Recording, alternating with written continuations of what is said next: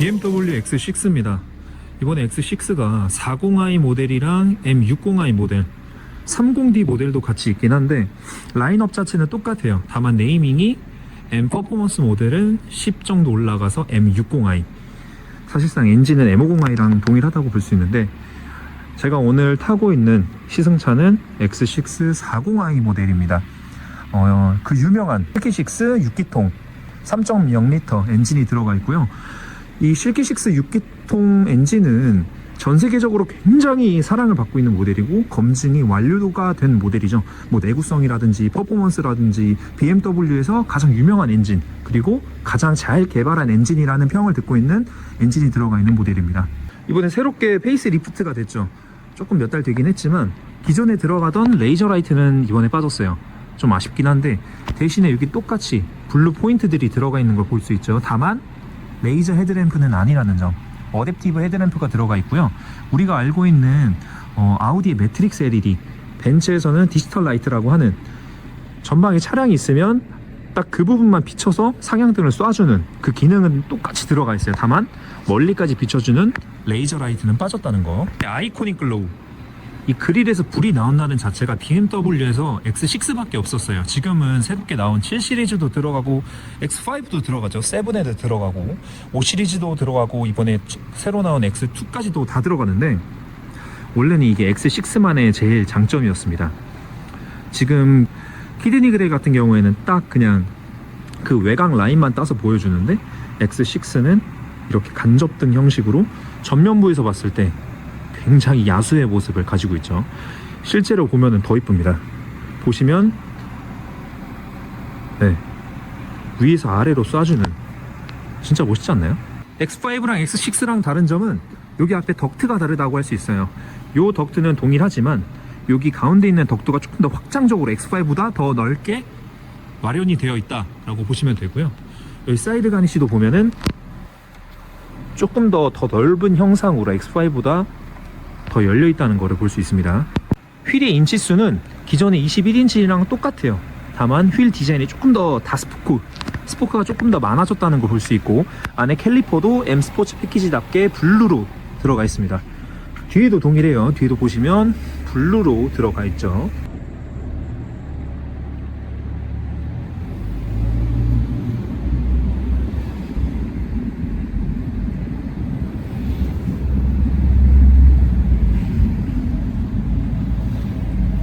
우리가 X6에 열광하는 이유, 앞태보다는 뒤태죠.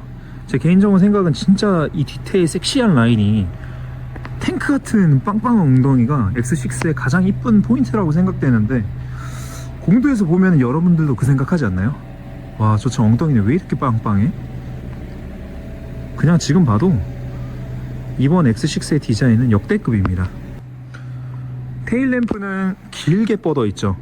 길게 뻗어 있고 한번 꺾이는 포인트가 BMW 모든 차량들의 테일램프 특징이라고 할 수가 있어요. 끝에서 액센트를 한번 주는 거. 배기구는 당연히 뚫려 있습니다. BMW는 그런 거 타협 없습니다. 환경 규제 그런 거 없고 그냥 뻥하니 뚫어놨어요. 다만 최근 나오는 5 시리즈라든지 7 시리즈라든지 어쩔 수 없이 최근에 나오는 차량들은 배기구들이 숨겨지고 있는 추세죠. 이 측면 뷰에서의 X6의 뷰는 어떤 차량보다 더 이쁜 것 같아요. GLE 쿠페라든지 뭐 Q8도 있지만 이 라인만큼은 X6를 이길 수가 없다고 생각을 합니다. 최근에 나오는 GV80 쿠페 다들 보셨을 텐데, GV80 쿠페가 앞에는 이뻐요. 앞에는 이쁜데 이 옆에서 봤을 때 라인 자체가 GV80도 똑같이 올라가는 건 맞지만 떨어질 때 이렇게 떨어집니다. 그러니까 얘는 유리하게 일자로 쫙 떨어지는데 GV80은 동산처럼 이렇게 떨어져요. 그래서 저거 좀 이상하다, 제 키가 왜 이렇게 커? 라고 느끼는데 X6는 그 라인만큼은 진짜 잘 따라했죠. X6가 이게 또 뒷타이어 폭이 315입니다. 그러니까 315mm라는 건데, 보통 SUV 어떻죠? 넓으면 275, 285까지로 가는데 315 사이즈는 웬만해서는 안 가요. 그러니까 뭐 GLE 쿠페도 315까지는 가는데 GLS 같은 경우에는 최근에 325까지도 가더라고요. 근데 걔네는 어찌됐든 X6보다 한 단계 높은 차니까 GLS는. 근데 이게 뒤에서 봤을 때 타이어 폭이 그 차량 뒤태에 미치는 영향이 굉장히 큽니다. 엄청 빵빵해 보이고 우람해 보이고 웅장해 보이고, 물론 단점도 있죠. 연비 떨어지고 그렇지만 저는 넓은 게 더 나은 것 같아요. 리어에 립 스포일러도 잘 들어가 있죠. 이 스포일러의 특징들이 위에서 봤을 때 한 번씩 꺾이죠. 여기가 여기 위에 루프 스포일러도 보시면 한 번씩 쫙 꺾이죠. 트렁크는 X5랑 조금 많이 다르죠. X5는 두 개로 열리는 거에 비해서 X6는 그냥 한 번에 열립니다. 덕분에 X5는 물건을 싣고 내릴 때 차고 조절이 가능해요. 얘도 당연히 에어서스가 들어가 있어서 저기 앞에서 조절은 가능하지만 뒤에서 직관적으로 조작은 어렵다는 거. 당연히 전동 테일게이트 들어가 있고요.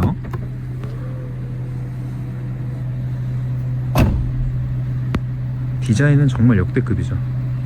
문을 열면 카펫이 나옵니다. 이걸 칭하는 용어가 있었는데 까먹었어요. 이렇게 와서 웰컴 카펫이라고 해야 되나? 밟고 타는 거. BMW만의 장점, 앞에 엔진 열 때 한 번, 두 번 열어주면, 우리 보통 한 번 당기고 여기 와서 레버를 한 번 더 열어야 돼요. 근데 어디 있는지 찾기가 힘들잖아. 근데 BMW는 저 앞에서 두 번 열어주면 그냥 열려요. 진짜 편하죠? 근데 다만 이게 너무 안 열린다. 정비하시는 분들 입장에서는 조금 이게 곤욕일 것 같아요. 이게 조금 더 열렸어야 되는데, 벤츠 같은 경우에는 거의 90도로 열리거든요. 네, BMW는 딱 45도도 안 될 것 같은데 한 40도 정도 열리네. 실내에 들어왔습니다. 실내는 페이스리프트 되기 전 X6랑 많은 변화가 있어요. 일단은 일자로 이어지는 커브드 디스플레이가 들어갔고, 앰비언트가 조금 호불호가 갈리긴 하지만 X6 레터링 들어가 있어가지고 여기 불이 나옵니다. 저기 라인으로 들어가 있는 거는 원래 있었고, 다만 딱 봤을 때 이전 X6에서는 조금 구형의 티가 많이 났어요. 여기 이상한 잡다한 버튼 많이 놀려있고, 장점이라고 할 수 있는 크리스탈 기어봉은 있었지만 지금은 토글의 형태로 들어갔습니다. 토글의 형태로 들어가서 이게 이전 세대에 비해서 크리스탈의 느낌이 조금 적어진 건 사실이에요. 다만 여기도 들어가고 여기도 들어가고 시동 버튼도 들어가고, 요것들은 이 기어봉을 제외하고는 다 똑같다. 페이스리프트 되기 전 X6랑 똑같다. 정면에서 봤을 때 이 커브드 디스플레이의 화질 자체가 굉장히 좋아요. 굉장히 좋아서 딱 봤을 때 와, 차 진짜 약간 넓다 라는 게, 이 배열을, 이 우드의 배열 자체를 수평의 형태로 뻗어놔서 봤을 때 차가 굉장히 넓어 보이고 와이드해 보입니다. 티함을 지향하는 BMW답게 패들 시프트도 크게 큼지막하게 들어가 있고요. 스티어링 휠은 그전과 똑같다고 생각을 하시지만 이 자율주행 프로페셔널 시스템이 새롭게 들어가면서 여기 있었던 차선 유지 버튼, 차간 거리 조절 버튼이 사라졌죠. 지금 새로 나오고 있는 BMW 핸들들을 보면은 여기 차간 거리 조절하는 버튼들이 아예 사라졌어요.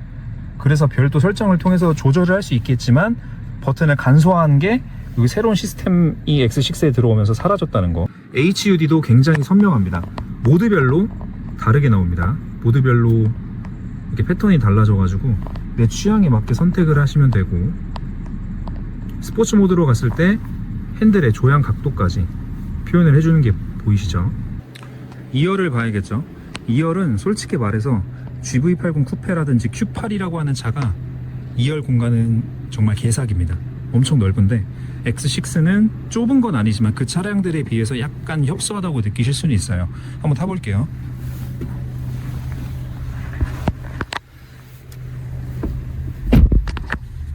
이렇게 타면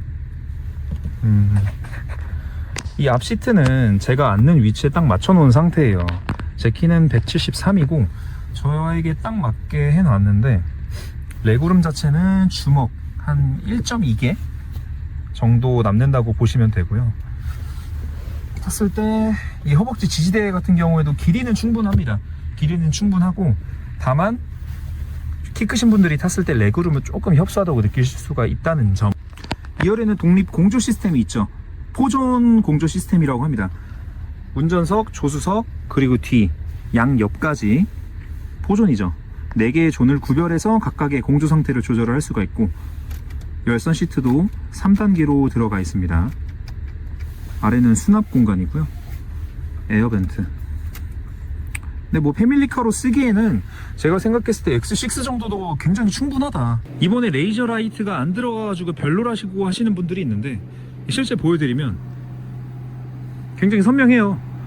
오히려 광도는 이전 레이저 라이트보다 더 강해졌다고 볼 수는 있는데, 다만 아쉬운 건 그거죠. 600m 밖까지 저 멀리까지 빛을 쏴주는 그 레이저 라이트가 없다 뿐이지 다른 기능들은 모두 동일합니다. 오히려 더 좋아진 라이트예요.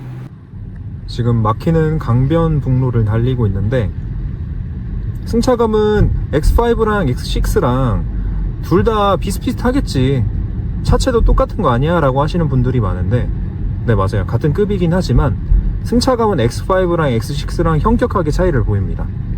X5는 탔을 때 패밀리카 성향이 강해요. 그래서 어느 정도 부드러운 세팅감을 바탕으로 해가지고 세팅을 하는데, X6 같은 경우에는 확실히 스포티한 쿠페형 SUV다 보니까 승차감도 그에 맞게 조금 하드하다는 느낌이 느껴집니다. 지금 이런 잔요철도 한번 넘어보면 분명 에어서스 들어가 있어가지고 절대 불편한 건 아니에요. 승차감이 굉장히 좋은 편이 맞긴 하지만 X5랑 비교를 해본다고 했을 때 X6의 승차감은 그거보다는 조금 단단한 편이다 라고 말씀을 드립니다. 그리고 전면부에 보이는 반자율주행 시스템에도 앞 차량, 그 다음에 옆 차량에 있는 차량까지 인식을 잘 해주고 있어요. 그래서 이게 고속도로 주행을 했을 때 은근 유용합니다. 내 차가 이 옆차를 인식을 하고 있는지 하고 있지 못한지 이거를 내가 시각적으로 보여주기 때문에 앞차가 옆차가 내 앞에 끼어들었을 때 얘가 대처를 해주는지 안 하는지도 실시간으로 알 수 있어가지고 그런 부분도 운전자가 운전하는 데 있어서 조금 더 안도감, 편안함을 느끼게 해주는 것 같아요. 이 단단함이 탔을 때 너무 딱딱해 라는 느낌보다는 편안함 사이에서 조금의 단단함이 합쳐져 있다고 보시면 될 것 같아요. 완전 스포츠카 마냥 M3, M4 마냥 딱딱한 게 아니라 에어 서스펜션임에도 불구하고 어느 정도의 하드함은 가지고 있다. 다만 에어 서스펜션 태생 자체가 그렇게 단단하다라고 느낄 만한 포인트들은 없기 때문에 좀 전체적으로 봤을 때 승차감은 좋다라고 보시는 게 맞을 것 같아요. 이 M 스포츠 핸들 자체가 굉장히 두텁게 나왔어요. 아우디 같은 경우에는 조금 스포티한 성향을 가지고 있다고 하더라도 S라인은 핸들이 좀 얇은 편에 속하거든요. 그리고 조향감 자체도 굉장히 가벼워요. 가볍지만 BMW 같은 경우에는 스포티한 성향을 굉장히 많이 가져가고 있는 차량 브랜드이기 때문에 차가 봤을 때 핸들까지도 그런 게 느껴집니다. 아, 얘는 밟으라고 하는 건가? 핸들이 어떻게 이렇게 두껍고 그립감은 이렇게 좁고 가죽은 또 가죽 나름대로, 그립감은 그립감 나름대로 굉장히 좋은 포지션을 보여주고 있어요. 그리고 이 터치 디스플레이 자체가 굉장히 운전자 중심으로 설계가 되어 있어요. 제가 조수석에 타봤는데 조수석에 탔을 때 이 디스플레이가 잘 보일 것 같지만 실제로 앉아보면은 이게 잘 안 보입니다. 조수석에 앉아있는 사람한테는 이 디스플레이가 잘 눈에 안 들어와요. 그 정도로 운전자 쪽으로 다 틀어져 있어가지고 딱 앉아서 운전석에 앉아서 운전을 했을 때 아, 나를 배려해주고 있나? 나를 위해서 모든 것들이 배열이 된 느낌을 받습니다. 최근에 들어가고 있는 상위급 차량에는 앞차와의 거리를 인식을 해주는 레이더가 기본적으로 들어가기 때문에 뭐 레이더 자체는 아래급에도 많이 들어가지만 그 레이더에 나와 있는 정보를 바탕으로 내가 앞차랑 그냥 이렇게 보시면 앞에 소렌토가 한 대 있어요. 가까워지면 스스로 브레이크를 밟아줍니다. 분명히 이 기능을 끌 수 있겠지만, 그리고 또 꼭 만약 끈다고 하면은 아, 이게 너무 이질적이고 차량이 내 마음대로 안 움직여지고 나는 브레이크 밟기 싫은데 얘는 왜 밟고 있는 거야 라고 하는 답답함이 느껴지시겠지만, 아, 근데 이거 밟아야 될 것 같은데? 라고 하는 타이밍에 탁탁 잘 밟아줍니다. 급브레이킹도 아니에요. 약간의 보조 정도만 도와주면서 내가 브레이킹을 하기 이전에 서포트를 해주는 느낌이라고 보시면 됩니다.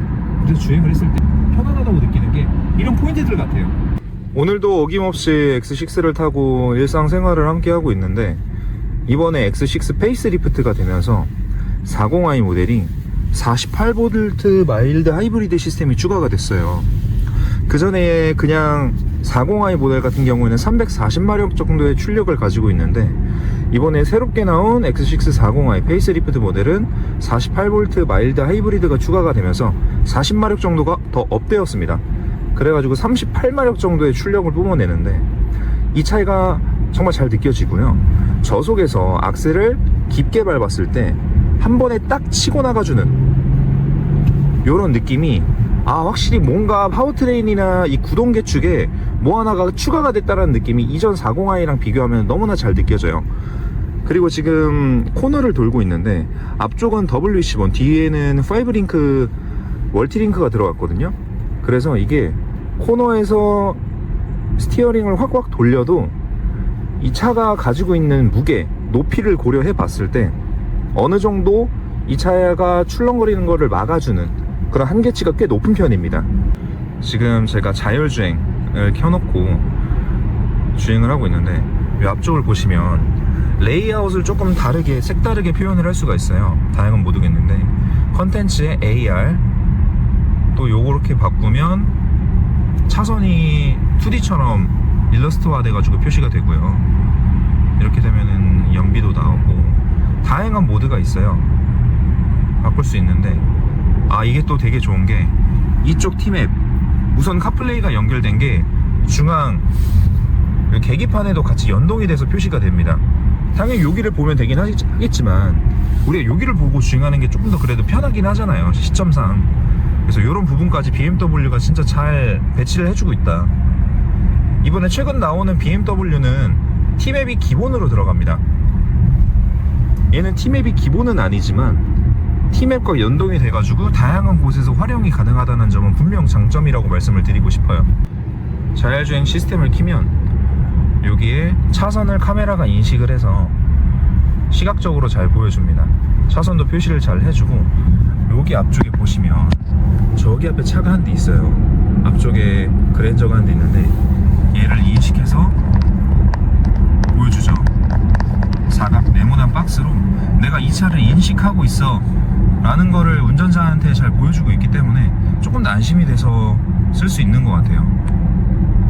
이 밖에도 HUD 헤드업 디스플레이가 잘 표시되고 있죠.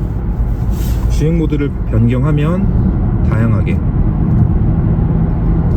표시가 돼서 사용할 수가 있고, 그리고 이게 크기가 되게 커요.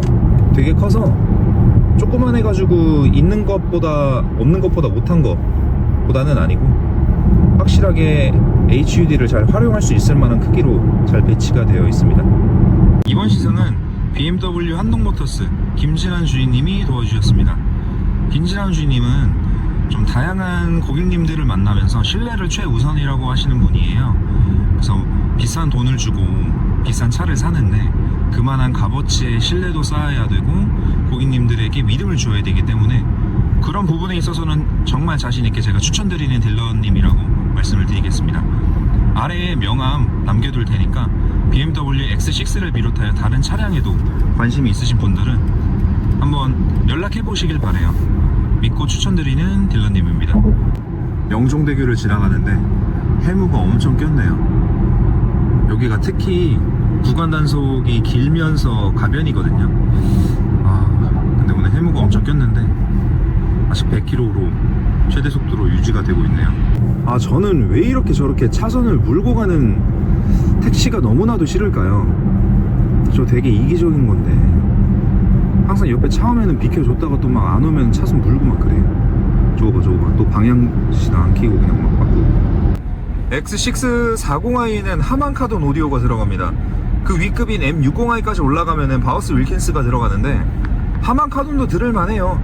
베이스감도 깊이도 있고 괜찮고, 하만 카돈 같은 경우에는 특징이 음질이 선명하다 라고 이 키워드 하나만 꼽을 수 있을 것 같아요. 바우스 윌킨스는 그 깊이감은 진짜 엄청나거든요.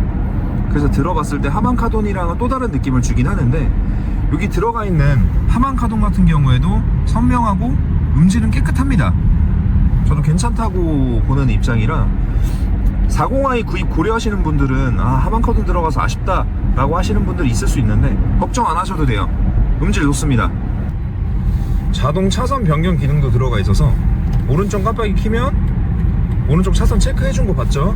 그리고 손을 떼고 있는데도 변경해줍니다.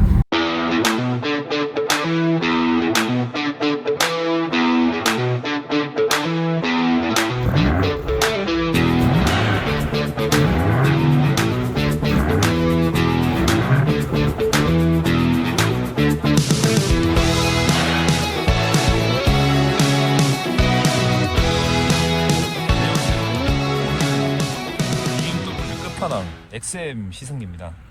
차는 너무 이쁘다. 제가 이걸 한 2박 3일 정도 지금 계속 타고 있는데 잘 나가는 것도 잘 나가는 거지만 디자인에서 오는 그 만족감이 진짜 뭐 포르쉐 카이엔 이런 거는 흔하잖아요. 그리고 XM이 인테그럴 후륜 조형이 들어갑니다. 그래서 얘가 차가 워낙 커서 유턴하거나 우리가 차선을 변경을 할 때 뒷바퀴까지 같이 돌아가요. 그러니까 조금 더 안정성 높은 주행이 가능해요. 아쉬운 게 이 매끈한 뒷모습에서 이 와이파이 깹니다. BMW에서는 유일하게 M 전용 모델이라고 할 수가 있는 게 이 XM 모델이라서 BMW에서 여러 가지 상징성이 있죠. XM에는 액티브 롤 스테빌라이저가 들어가는데 코너를 돌다가 우리가 어쩔 수 없이 롤링이 생기게 돼요. 기계적으로 보통 차에는 다 스테빌라이저가 있습니다. 그 스테빌라이저는 기계적으로 잡아주는 거예요. 그러니까 말 그대로 이제 쇠꼬챙이 하나로 잡아준다고 생각을 하시면 될 것 같은데 액티브 롤 스테빌라이저는 그거를 전자식으로 조금 잡아주는 거죠. 쉽게 말하면. XM 같은 경우에는 BMW에서 1970년대 M1을 한번 출시를 했었어요. 그것도 M 전용 모델이었는데 그 이후로 거의 몇 년 만이야? 50년 만이죠. 50년 만에 M 전용 모델로 나온 BMW XM입니다. BMW에서는 5세대 PHEV라고 부르는데 얘가 전기로만 주행 가능한 거리가 80km나 돼요. 그래서 우리가 만약에 출퇴근 거리가 왕복 40, 40 조금 여유 잡아가지고 30, 30 정도만 된다고 하면은 거의 전기로만 출퇴근이 가능하다는 거죠. 드디어 충전을 시작했습니다. 저희 아파트 전기차 충전소가 너무 좁아가지고 이거를 그냥 딱 붙여대도 얘가 차가 워낙 커서 지금 옆에 공간이 이거밖에 안 돼요.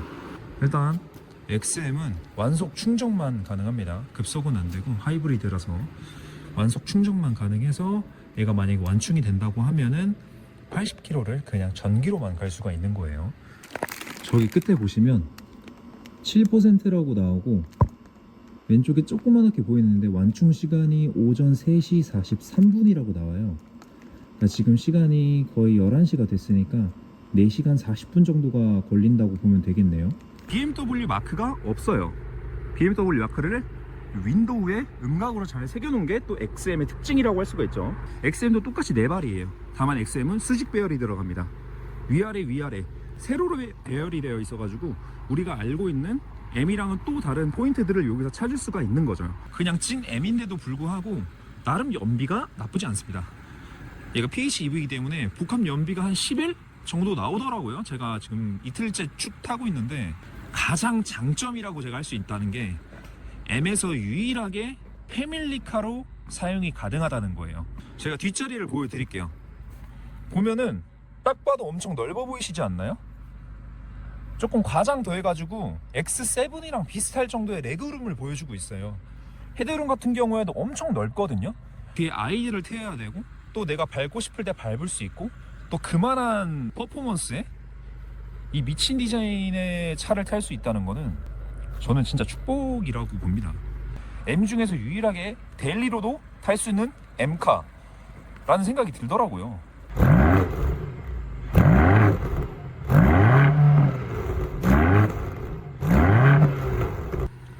실내는 우리가 알고 있는 BMW SUV들이랑 조금 다른 레이아웃을 가지고 있어요. 다만 전체적인 그런 형상 자체는 비슷하지만 구체적으로 보고 조금 자세하게 살펴보면 일반 X6, 7은 앰비언트 라이트가 여기까지 이어져 있는 반면 XM은 여기서 딱 구분되는 모습을 보여주죠. 요게 카본 파이버 인테리어가 들어가는데 이게 되게 매트하거든요. 그러니까 유광 카본 좋아하시는 분들도 있겠지만 이 매트한 카본 느낌도 나쁘지 않더라고요. M1, M2 이렇게 따로 드라이빙 모드를 변경이 가능해요. 여기 M1 보시면은 컴포트에 맞춰가지고 세팅이 되어 있는 걸 볼 수가 있고 M2는 그에 비해서 전부 다 스포츠 이렇게 반대되는 성격을 M1, M2에 넣고 계시는 분들이 많죠. 사운드는 바우스 윌킨스가 들어갔습니다. XM에는 당연히 최상급 모델이기 때문에 메리노 가죽이 들어갑니다. 그래서 만져보거나 앉아봤을 때 착자감도 괜찮고요. 요게 XM이라고 조명이 따로 나오는 게 보이시죠? 이게 진짜 멋있는 포인트예요. 제가 아까 그렇게 XM의 뒷자리가 넓다 말씀드렸는데 제가 앞좌석을 최대한 뒤로 당겨놨거든요. 방금 제가 앞좌석 리뷰 때문에 의자를 최대한 뒤로 당겨놔가지고 보시면 더 안 가죠. 최대한 뒤로 당겨놓은 상황에도 이런 공간이 나옵니다. 타보면 제 키가 173이에요. 주먹이 한 개 들어가고도 남습니다. 그 정도로 뒷공간이 엄청나게 넓은 차예요. X5나 X6에서 이런 공간 바랄 수 있다? 절대 없습니다. 제가 또 어제 대리운전을 타고 가면서 느꼈던 게 라운지 앰비언트 라이트 옵션이 진짜 너무 아름답습니다. 저도 옛날에 하이브리드를 싫어했거든요. 발생되는 그 이질감이 너무 싫어서 저는 하이브리드 차량을 되게 싫어했는데, 따지고 보면 이 XM도 M카라고는 하지만 PHEV 하이브리드 차량이란 말이에요. 그래서 보시면 계기판에 지금 파란색 바가 보이시죠? 저게 전기 RPM이에요. 올라갔다가 내려갔다가 하는데, 얘가 전기 모터로만 CATL 배터리가 들어가 있어서 80km 정도를 전기로만 이거 왔다 갔다 할 수가 있거든요. 그래서 지금 전기 모터로 가고 있는데, 이 상황에서 M2 버튼 누르고 엔진 개입을 한번 시켜볼게요. 엔진이 개입됐어요. 근데 이 정도의 개입으로는 이질감 자체가 안 느껴집니다. 되게 부드럽게 전기랑 내연기관 엔진이 붙었다가 떼졌다가 붙었다가 떼졌다가 하는 거를 볼 수가 있어요. 하이브리드 나 안 타 막 이렇게 하시는 분들도 막상 타셔가지고 한번 보시면 이질감은 크게 안 느껴지실 것 같아요. 승차감도 M스럽지 않고 그냥 M 버튼을 누르지 않고 1번 모드에서는 굉장히 낭창낭창 괜찮은 승차감을 보여줍니다. 다만 어쩔 수 없이 얘가 스포티한 성향을 지향하는 차량이다 보니까 요철 같은 거는 들어와요. 잔요철은 들어오는데 큰 범프나 방지턱을 넘을 때는 우리가 생각하는 것처럼 막 그렇게 하다다는 느낌은 잘 안 들어요. 아니 패밀리카로 써도 승차감 나쁘지 않은데? 밟고 싶을 때 밟고, 만약 가족들 태웠으면은 그냥 M 버튼 누르지 않고 일반 모드로 이렇게 얌전하게 주행하면은 이게 M카라고 생각이 안 들어요. 우리가 과연 편하게 타낼 수 있었던 M카가 있을까? 생각해보면 그렇진 않거든요. 저속에서는 그렇게 편안하게 다닐 수가 없단 말이야. 조금씩 꿀렁거릴 뿐만 아니라 고RPM을 쓰기 때문에, 그리고 어쩔 수 없이 계속 붕잉음이 들어옵니다.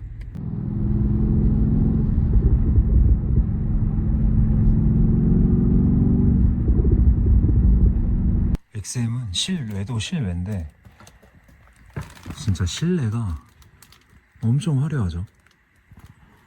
진짜 이거 타고 어제 대리운전 타고 갔을 때 호화스러웠다. 이번에 새롭게 2차 페이스리프트가 되면서 화살촉 모양으로 두 개로 변경이 됐는데 너무 이쁘더라고요. 실제로 보니까 제가 지금 이 차를 한 3일 정도 타고 있는데 탈 때마다 되게 새롭고, 그전 엔지라이 대비해가지고 세로형 배열도 나쁘지 않은데 라는 생각이 계속 들 정도로 디자인적으로는 저는 너무 마음에 들어요.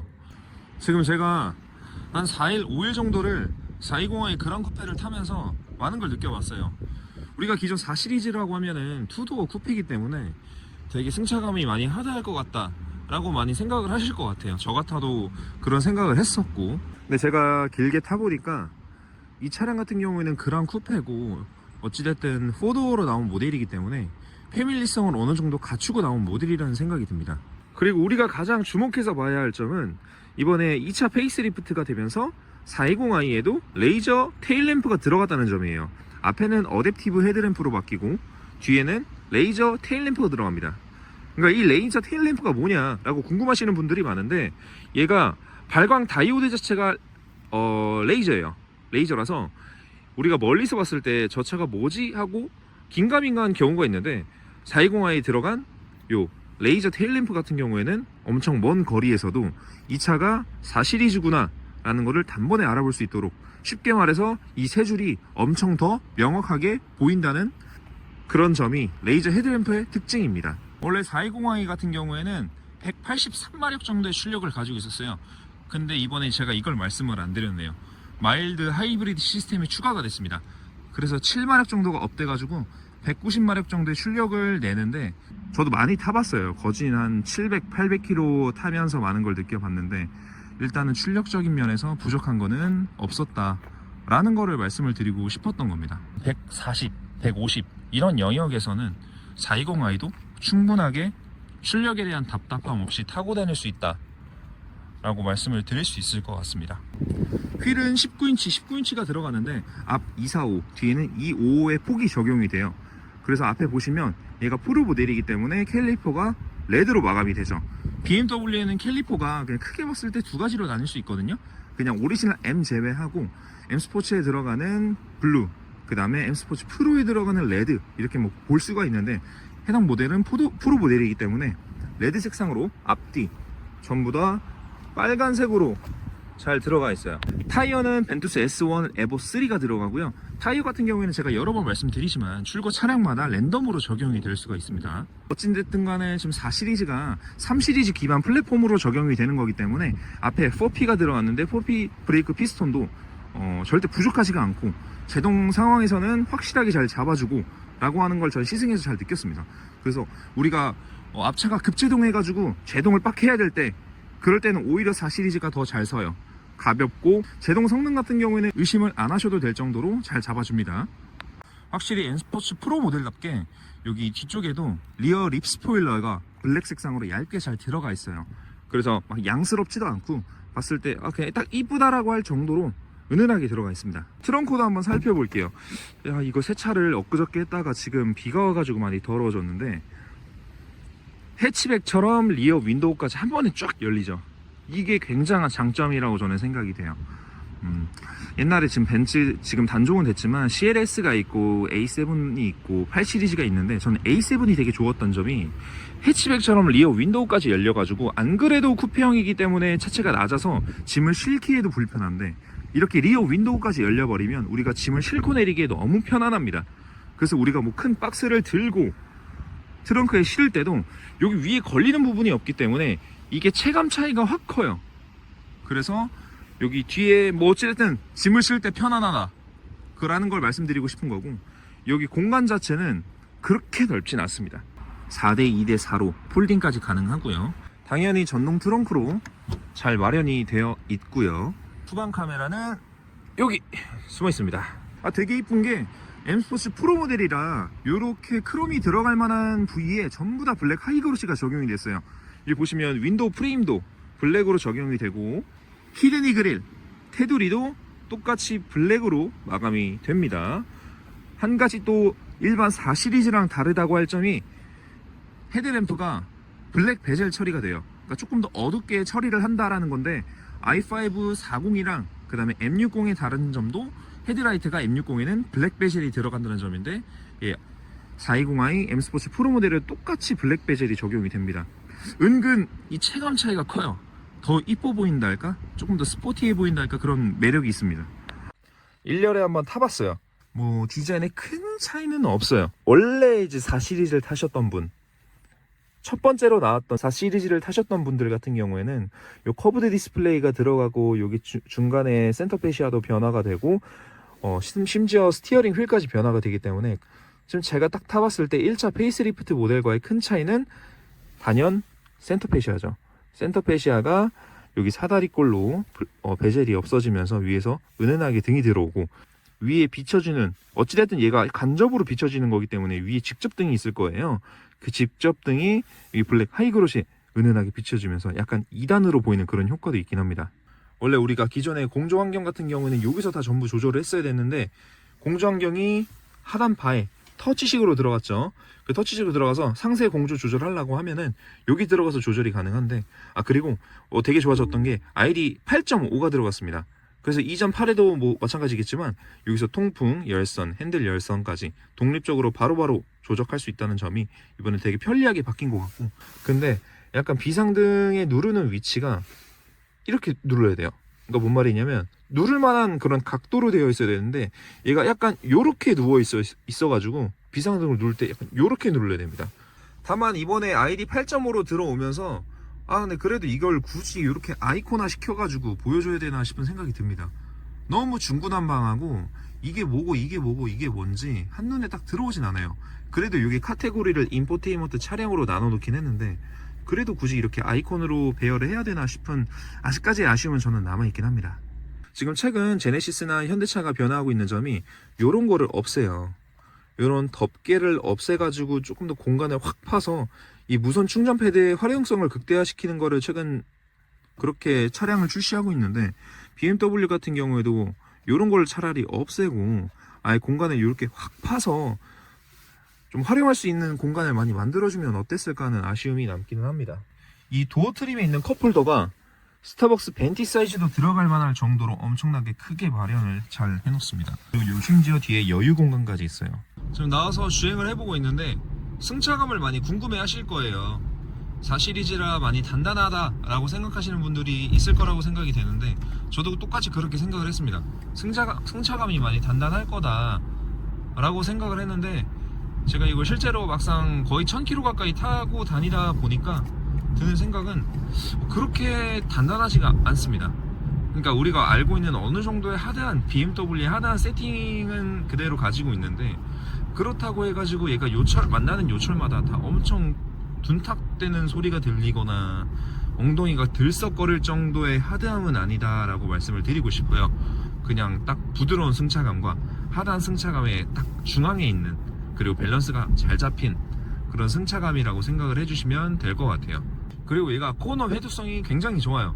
그러니까 어느 정도 휠 베이스도 짧고 전장도 짧기 때문에 조금 구조적인 면에서 오는 장점도 있겠지만 워낙 스티어링 직결감이 뛰어난 차라서 스티어링을 조금만 왔다 갔다 해도 이게 느껴지실지 모르겠어요. 회두성이 굉장히 좋고 스티어링 조향성이 되게 민감하다라는 걸 느끼실 수가 있을 것 같습니다. 그래서 이런 급격한 코너를 만나서 핸들을 어느 정도 틀고 코너를 주행을 해도 차체가 부담이 될 정도로 피칭이나 롤링이 생긴다거나 그런 부분은 없었습니다.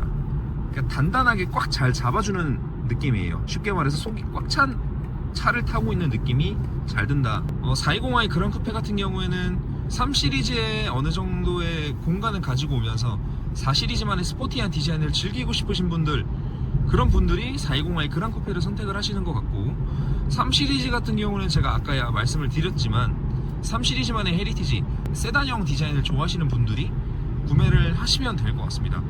여튼 2열 공간이 가장 관건이잖아요. 1열은 3시리즈나 4시리즈나 그냥 똑같아요.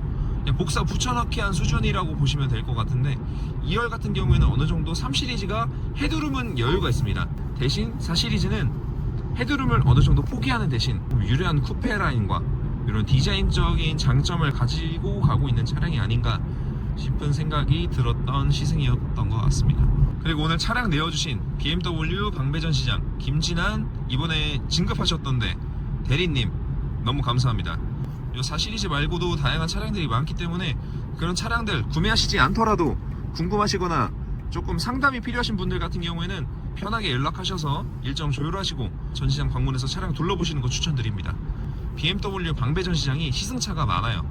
그래서 가서 뭐 BMW XM도 있고 끝판왕 차량도 있고 하니까 가서 한번 타보시면서 구매하시면 좋을 것 같다는 생각이 드네요. 그래서 제가 처음 봤을 때는 이 4시리즈 그랑 쿠페 같은 경우에는 뒤가 조금 약간 뭉툭하고 어색해 보이지 않나 라고 싶은 생각이 있었는데 제가 이거 보면 볼수록 괜찮더라고요. 라인 자체는 워낙 이쁠 뿐더러 뒤가 약간은 좀 뭐라 할까요, 굼뜨어 보인다고 해야 될까?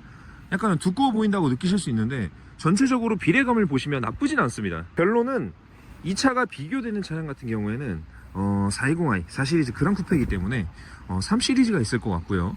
그리고 조금 더 넓히자고 하면은 벤츠 C클래스, 아우디 A4 이렇게 나올 텐데 3시리즈 같은 경우에는 어찌됐든 간에 3시리즈만의 헤리티지도 있겠지만 이 4시리즈 같은 경우에는 쿠페형으로 딱 떨어지는 라인이 가장 장점인 것 같기도 해요.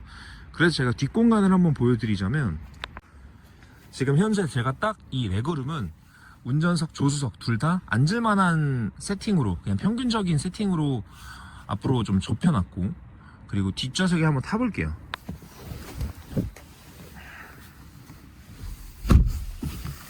뒷좌석에 탑승했습니다.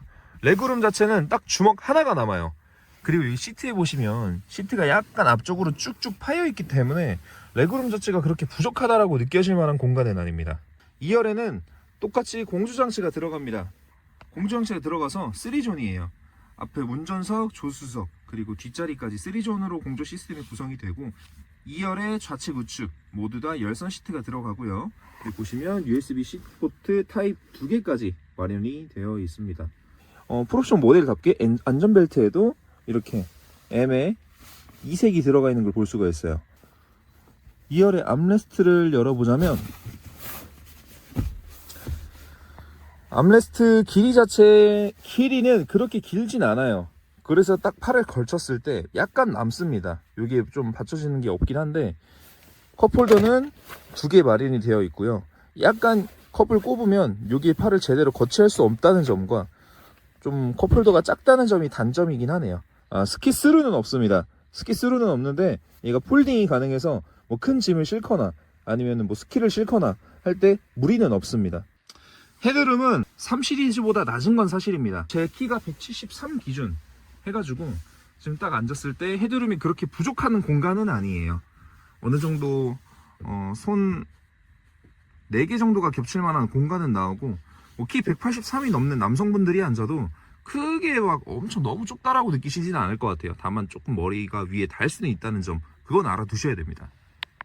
차값이 7천만 원이 넘진 않기 때문에 여기 뒤에 수동 썬블라인드 같은 거는 바랄 수는 없겠지만 뭐 있을만한 구성은 다 있죠. 3전 공조 시스템, 암레스트 컵홀더, 열선 시트, USB-C 포트, 뭐 이런 기본적인 구성들은 다 들어가 있어요. 이번에 새로 나온 BMW 모델들은 2열 앰비언트가 약간은 빈약하더라고요. 4 시리즈 그랑 쿠페 2열 같은 경우에도 라인등이 쫙 이렇게 적극적으로 나와 있는 거에 반해서 5 시리즈 보시면 뒷좌석에 도어 캐치였나 컵홀더였나 거기다 간접등 하나밖에 안 넣어놨어요. 그래서 약간 야간에 보면은 심심하다라는 느낌이 많이 들긴 하는데, 어찌됐든 420i 그랑 쿠페 모델에는 뒷좌석까지 앰비언트 라이트가 적극적으로 들어가 있다는 점 확인해 주시면 될 것 같습니다.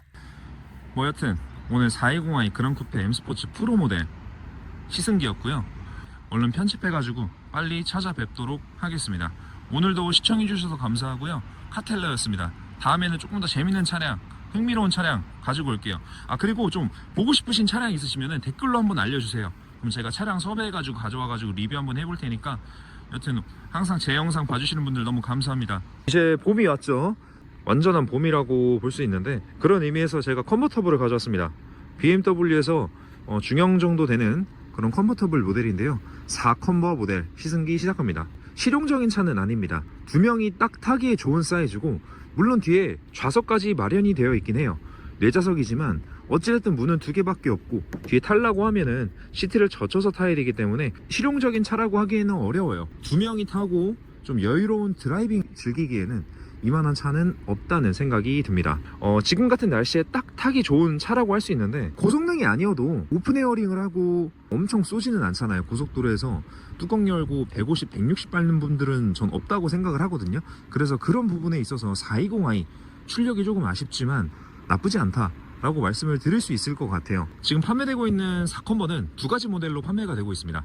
일반 M 스포츠 모델, 그리고 그 위에 M 스포츠 프로 모델 420i 기준 이렇게 판매가 되고 있고, 지금 제가 타고 있는 거는 프로 모델은 아니고요, 일반 M 스포츠 모델입니다. 프로 모델이랑 차이점을 말씀을 드리면, 앞에 헤드램프가 어댑티브 헤드램프로 바뀌고요, 그리고 휠이 완전한 블랙으로 들어갑니다. 디자인은 똑같아요. 인치도 똑같고, 그리고 캘리퍼가 레드로 바뀌고, 벨트가 지금은 그냥 검정인데 M에 3색이 들어갑니다. 뒤에 레이저 라이트가 들어갑니다. 프로로 올라가게 되면 M 서스까지 같이 들어가게 됩니다. 가격은 7,380만원 정도의 가격을 보여주고 있고요.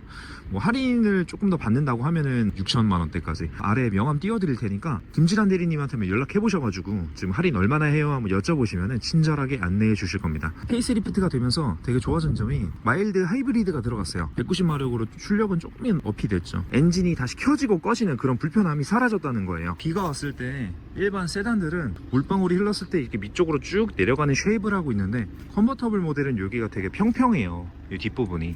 그래서 빗물이 여기 고이기 마련입니다. 뒤쪽 부분은 되게 때가 많이 탄다. 실제로 보시면은 이면은 되게 깨끗합니다. 근데 여기로 갈수록 되게 얼룩들이 많죠. 실내 디자인은 우리가 알고 있는 BMW 그 디자인 똑같아요. 다만 이 중앙에 있는 앰비언트 라이트가 조금 변화됐다라고 보시면 될 것 같습니다. 도어가 굉장히 길어요. 그러니까 옆에 차가 있거나 그러면은 문을 열고 닫기 되게 조심히 하셔야 됩니다. 그립감은 딱 잡았을 때 두껍고 은근 묵직합니다. 그래서 돌렸을 때 펀드라이빙 하기에도 딱 알맞고요. 핸들이 그냥 가벼우면은 작은 차를 몰고 있구나 하는 느낌이 어쩔 수 없이 들거든요. BMW는 모든 차가 똑같이 되게 재밌다는 느낌도 들 뿐더러 고급차를 운전하고 있구나 라는 느낌도 같이 드는 요소라고 저는 생각을 해요. 앞차와 거리를 조절하면서 어댑티브 크루즈 컨트롤까지 잘 마련이 되어 있고요. 최근 나오는 BMW는 차간거리 조절이 안 돼요. 다른 설정에서 할 수 있겠지만 차간거리 버튼이 여기 핸들에 있었는데 빠지면서 조절하기가 어려워졌는데 차간거리 조절 버튼도 마련이 되어 있습니다. 여기 패들 시프트도 나름 길쭉하게 마련이 되어 있어가지고 누르는 맛도 나고요. 펀드라이빙 하기에도 나쁘지 않은 위치에 나와 있다. 오디오는 하만 카돈 시스템이 들어갑니다. 음향 한번 들어볼까요?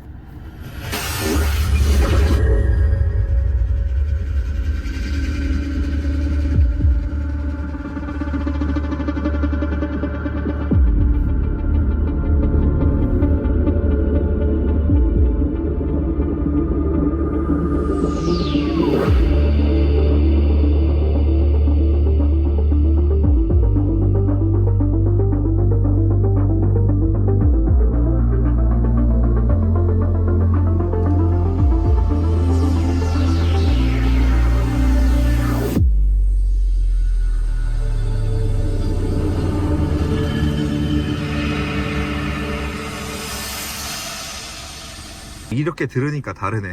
일반 하이파이 오디오보다는 훨씬 더 사운드가 좋은 것 같습니다. 컴포트 모드 바뀌죠. 스포츠 모드 또 바뀌죠. 다시 에코 프로 모드. 드라이브 모드는 스포츠, 컴포트, 에코 프로 다 똑같죠. 모드별로 느껴지는 차이가 확실히 다릅니다. 그리고 컵홀더는 이렇게 두 개 마련되어 있고요. 위치는 나쁘진 않아요. 요 크기도 나쁘진 않고, 다만 여기 아래 무선 충전 패드가 있는데 저기 조금 깊이 들어가 있어요. 사용하기에는 조금 어려울 수 있다는 점 참고해 주시면 될 것 같고, 캐시포트는 이 안쪽에 있습니다.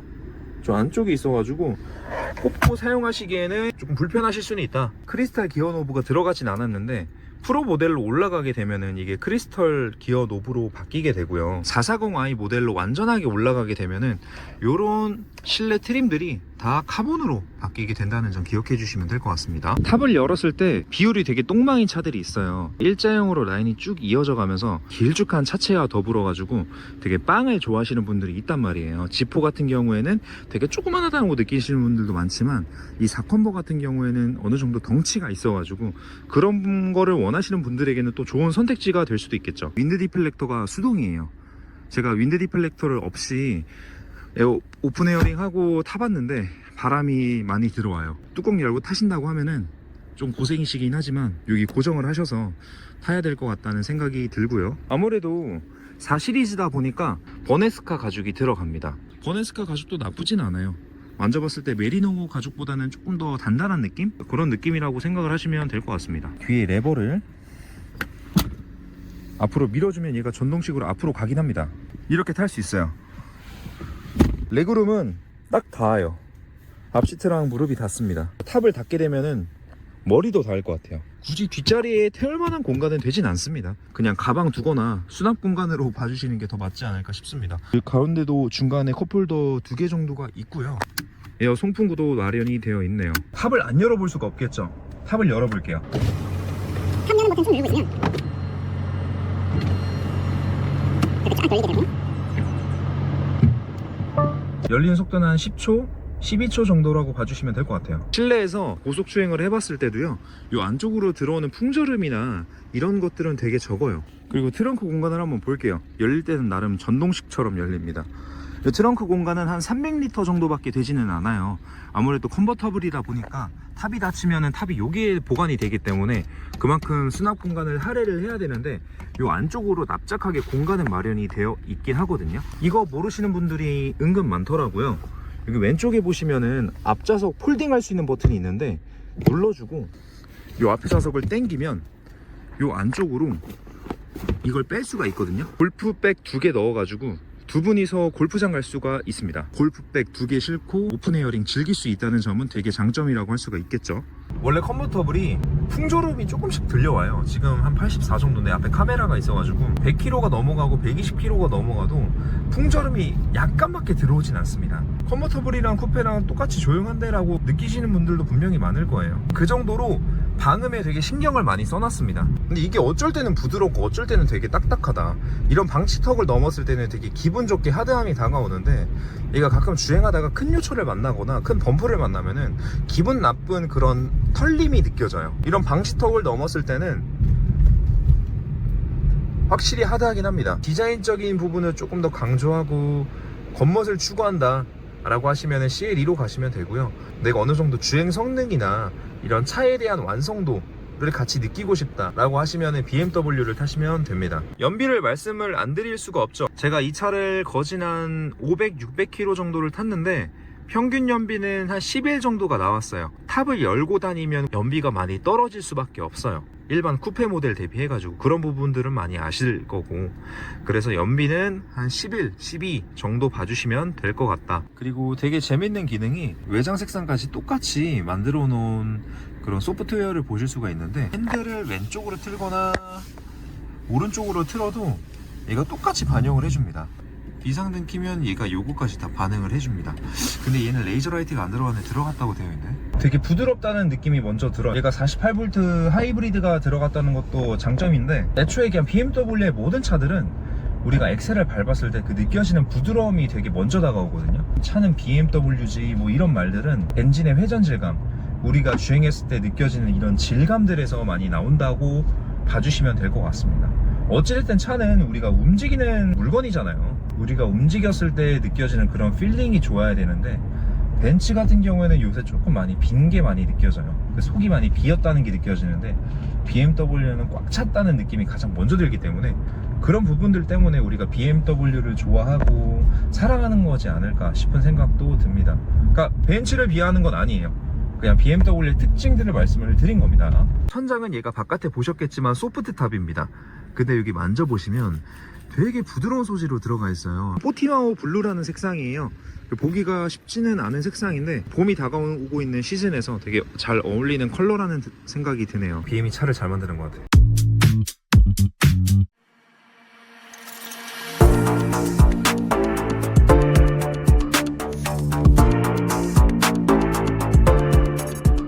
X5 플러그인 하이브리드 502 모델입니다. 이 모델은 M 스포츠 모델이라서 1억 4,750만원 정도의 가격을 가지고 있어요. 플러그인 하이브리드 모델이다 보니까 앞에 완속 충전기를 꽂을 수 있는 포트까지 마련이 되어 있습니다. 포트가 앞쪽에 있는 게 약간은 아쉽습니다. 뒤쪽에 있으면 후방 주차해가지고 편하게 꼽을 수 있을 텐데, 뭐 구조적인 문제인지는 모르겠지만 앞쪽에 있다는 거 알아두시면 될 것 같고요. X5라고 하면은 우리가 도로에서 많이 볼 수 있는, 어떻게 보면 좀 흔하게 볼 수 있는 SUV라고 생각을 하실 텐데, 그런 SUV랑은 얘는 사뭇 다릅니다. 플러그인 하이브리드 모델이라서 전기로만 갈 수도 있고요. 전기로 무려 거의 100km에 가까운 거리를 전기차처럼 활용할 수가 있다는 게 이 X5 플러그인 하이브리드 502만의 매력이라고 할 수가 있죠. 디자인은 정말 완벽하다는 말밖에 안 나옵니다. 이게 전 처음 봤을 때부터 되게 멋있는 디자인이라고 생각을 했는데, 라디에이터 그릴도 무광 블랙으로 들어가고요. 헤드라이트도 블랙 베젤 처리가 됩니다. 그래서 우리가 40i 그냥 그 모델 대비해서 조금 더 우람해 보이고 스포티한 모습이 조금 더 잘 보여요. 거기에 뭐 캘리퍼까지 레드로 들어가 있으니까 외관에서 아쉽다고 느낄 만한 부분이 하나도 안 보입니다. 보통 X5는 이 라디에이터 그릴이 크롬으로 마감이 됩니다. M60i 그리고 502 모델에만 특별히 무광 블랙으로 마감이 되는 거를 볼 수가 있어요. 아이코닉 글로우는 이 그릴에서 불이 나오는 거를 얘기를 하는데요. 옛날에는 X6에만 들어갔던 그런 특별한 옵션이었습니다. 야간에 봤을 때 저 뒤에서 달려오는 그런 X6를 보면은 이 아이코닉 글로우 때문에 조금 압도되는 듯한 그런 느낌을 받을 수가 있었는데요. 이번에 LCI 페이스리프트가 되면서 X5는 물론 X7까지 아이코닉 글로우가 잘 들어가 있는 것을 볼 수가 있습니다. BMW의 모든 차량에는 아이코닉 글로우가 적용이 되고요. 최신 차량에는 어떻게 되죠? 라인 등으로 들어옵니다. 그래서 조금 더 콧구멍이 명확하게 보이는데, X5, 6, 7에는 간접등 형식으로 은은하게 비춰주는 것을 볼 수가 있죠. 타이어는 컨티넨탈사의 프리미엄 컨택트 SSR 모델이 들어가고, 뒷타이어는 무려 315mm의 엄청난 광폭 타이어가 들어갑니다. 접지력도 좋아지는 것도 좋아지는 거지만, 뒤에서 봤을 때 이 빵이라고 하는 게 굉장히 커 보입니다. 저 타이어 굵기만큼 이 차가 더 우람해 보이고 웅장한 모습을 보이는 것을 볼 수가 있어요. 요게 머플러가 막혀 있는 경우가 굉장히 많습니다. 제네시스도 마찬가지예요. 아예 없애고 있는 추세인데, BMW는 하이브리드 모델임에도 불구하고 그냥 떡하니 뚫어놨다는 거. 정통 SUV라고 하면은 벤츠의 GLE, BMW의 X5, 다른 모델들도 정말 많지만 SUV를 가장 잘 만드는 브랜드는 저는 두 가지 브랜드가 떠오릅니다. BMW 그리고 랜드로버. 이렇게 두 브랜드가 옛날에는 같은 회사였어요. 크램쉘 방식으로 열리는 트렁크도 랜드로버랑 같이 있을 때 BMW가 가져온 방식이라고 할 수가 있어요. 그래서 열어보면 위쪽도 열리는 거는 마찬가지고 아래쪽까지 같이 열리는 거를 볼 수가 있죠. 위아래로 열리는 방식이 뭐가 좋냐, 여기에 걸터 앉아서 여자친구 그리고 내 가족들과 함께 휴식을 취할 수 있는 거는 물론이고, 만약에 트렁크가 위로 열린다고 하면은 뒤에 벽이 있을 때 걸리는 경우가 많습니다. 뒤에 벽이 있었다고 하면은 이게 연결이 돼서 같이 열렸으면 어땠을까요? 걸릴 수 있는 각이 크겠죠. 근데 위아래로 나뉘어서 열리기 때문에 조금 제한적인 공간에서도 트렁크를 열 수가 있을 뿐더러, 여기서부터 짐을 올려놔서 이렇게 밀어서 저기 안까지 넣을 수 있다는 그런 편리함도 크램쉘 방식의 장점 중 하나라고 볼 수가 있죠. X5에는 에어 서스펜션이 들어갑니다. 그래서 이 버튼을 눌러주게 되면요, 차체가 아래로 내려가요. 보시면 지금 에어 서스펜션이 내려온 상태고요. 주먹 한 개가 안 들어갈 정도로 차체가 내려가고요. 그만큼 어떤 점이 좋을까요? 짐을 내가 실을 때 조금 더 편리하게 실을 수가 있는 거예요. 전동식으로 올라가게 되고, 위에도 당연히 전동식으로 트렁크가 닫히는 거를 볼 수가 있죠. 요 뒷바퀴 인테그럴 스티어링 휠이 들어가고요. 그러니까 뒷바퀴가 일정 각도가 꺾여서 우리가 회전 반경을 좀 줄여줄 수 있는 그 S클래스에 들어가 있는 그 기능이라고 봐주시면 되고, 완속 충전만 제가 가능하다고 했는데 그 완속 충전 가능한 게 7kWh에서 11kWh로 거의 0.5배 정도 빨라진다라고 봐주시면 될 것 같아요. 전 처음에 LCI가 되면서 여기 바뀐 대시보드 트림이 마음에 들지 않았거든요. 촌스러운 느낌이 났는데 이게 또 보다 보니까 되게 고급스럽네요. 공간감이 굉장히 넓어요. 제가 이 케이블을 하나를 가져왔는데 이유가, 핸드폰을 무선 충전 패드 위에 올려놨는데 충전이 그렇게 잘 되지가 않습니다. 발열이 굉장히 심해서 이 무선 충전 패드는 무조건 고쳐야 되는 거라고 봐요. 미니도 똑같아요. 미니도 핸드폰 무선 충전 패드 위에 올려놓으면 핸드폰이 그렇게 뜨거울 수가 없어요. 스포츠 모드로 하면은 어찌됐든 모터도 쓰고 엔진도 쓰기 때문에 배터리가 달 수밖에 없습니다. 하이브리드 모드를 해도 배터리를 쓸 수밖에 없고요. 일렉트릭 모드를 해도 배터리를 쓸 수밖에 없어요. 근데 이 배터리 홀드를 하게 되면 오로지 엔진으로 가는 겁니다. 내가 만약에 배터리가 한 20% 있다고 치자고요. 근데 이 배터리 홀드를 키면 내가 현재 가지고 있는 배터리 퍼센트 그대로 유지할 수가 있는 거죠. 가죽은 메리노 가죽이 들어갑니다. BMW에서 최상급 가죽이라고 할 수가 있고, 여기 보이시는 조그마한 버튼들을 통해서 보시면 이렇게 내 등 위쪽 부분만 조절할 수 있는 이런 섬세함까지도 잘 가지고 있어요. 이 전세대까지 들어갔던 시트가 저는 정말 편하다고 느낍니다. 앰비언트 라이트가 조금 호불호가 많이 갈리긴 하지만 저는 호는 아닙니다. 모드를 바꾸면 이런 식으로 앰비언트 라이트도 바뀌는 거를 우리가 볼 수가 있고요. 끝에 X5라고 적혀 있는 게 약간은 조금 네. 뒷자리는 제가 아까 말씀드렸다시피 그렇게 넓지는 못합니다. 주먹 한 개 조금 넘게 남는 거를 보실 수가 있어요. 포존 에어컨까지 잘 들어가 있고요. 에어벤트가 여기에도 하나가 있지만 이 필러에도 하나가 있습니다. 앞자리와 똑같이 4개의 에어벤트로 바람을 쐴 수가 있다는 게 장점이죠. 선쉐이드까지 마련이 되어 있어요. 그러니까 이 가격에 전동이 아닌 거는 아쉽지만 걸 수가 있고요. 컵홀더 2개 들어가 있고요.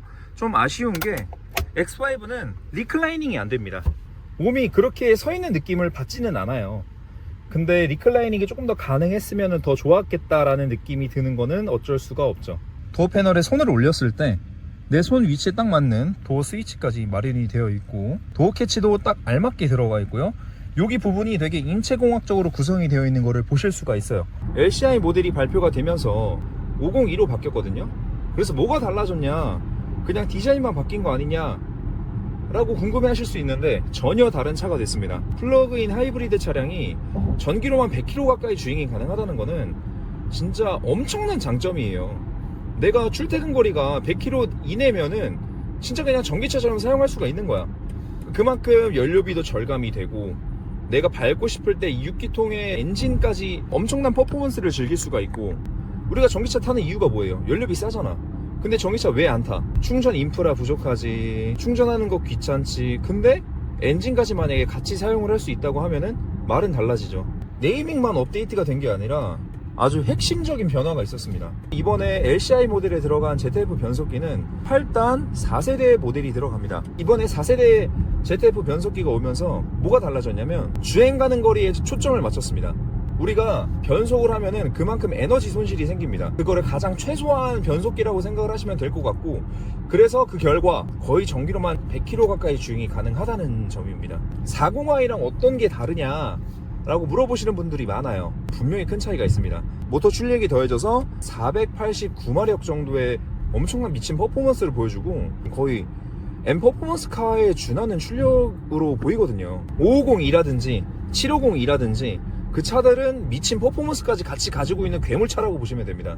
제가 만약에 이 차를 사가지고 긴 시간 탔다고 하면은 저는 이 차 나중에 또 풀체인지 되면 무조건 살 것 같아요. 하이브리드라고 하면 엔진이랑 모터가 같이 있어가지고 그 둘의 이질감이 조금 느껴지지 않을까 걱정하시는 분들이 많아요. 제가 XM 리뷰에서도 말씀을 드렸어요.